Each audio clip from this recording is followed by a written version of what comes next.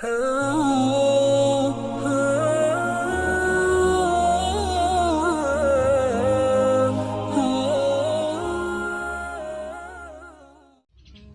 علیکم دوستو، کیسے آپ سب؟ امید کرتا ہوں کہ ٹھیک ہوں گے، مزے میں ہوں گے، خیر سے ہوں گے۔ آج کا ہمارا ولاگ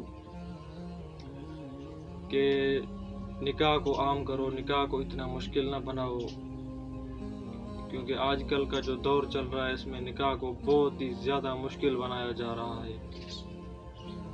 جہیز وغیرہ وغیرہ بہت ساری چیزیں آ رہی ہیں اس میں۔ نکاح کو جو ہے اتنا مشکل نہ بناؤ، نکاح کو بہت ایسے سمجھو کہ مہنگا کر دیا گیا ہے نکاح کو۔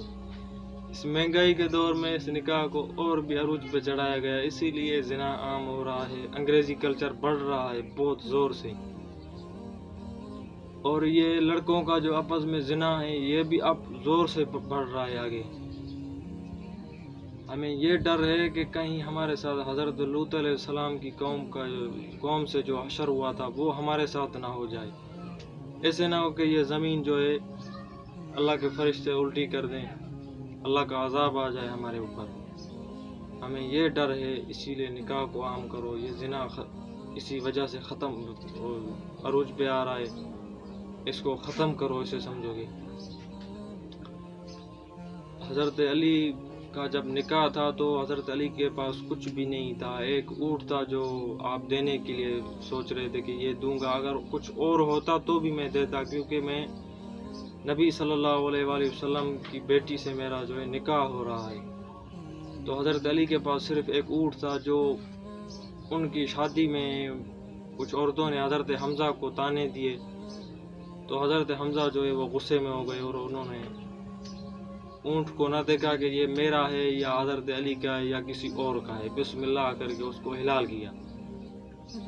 تو حضرت علی فرماتے ہیں کہ جب میں واپسی آیا اور اونٹ کو دیکھا ذبح ہوا پڑا تھا تو مجھے جو ہے میں نے اپنے آنسوؤں پہ کنٹرول میں نہیں پا سکا، اپنے آنسوؤں پہ۔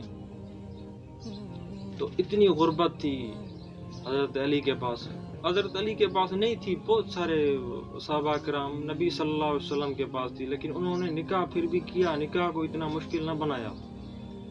آج نکاح بہت ہی مشکل ہو گیا، بہت ہی عروج پہ چڑھ گئے۔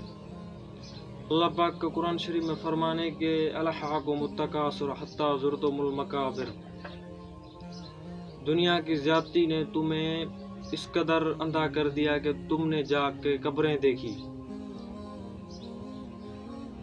تو اس مال کے پیچھے انسان بھاگتے بھاگتے، اس کا مطلب یہ ہو رہا ہے کہ اس مال کے پیچھے بھاگتے بھاگتے ہمیں کچھ بھی نظر نہیں آ رہا، اپنے عزیز و اقارب سب بھول گئے صرف اس دولت کی وجہ سے۔ اور اللہ پاک فرما رہا ہے کہ تم نے جا قبریں دیکھی، بھاگتے بھاگتے صرف جا کے قبروں میں دفن ہو گئے۔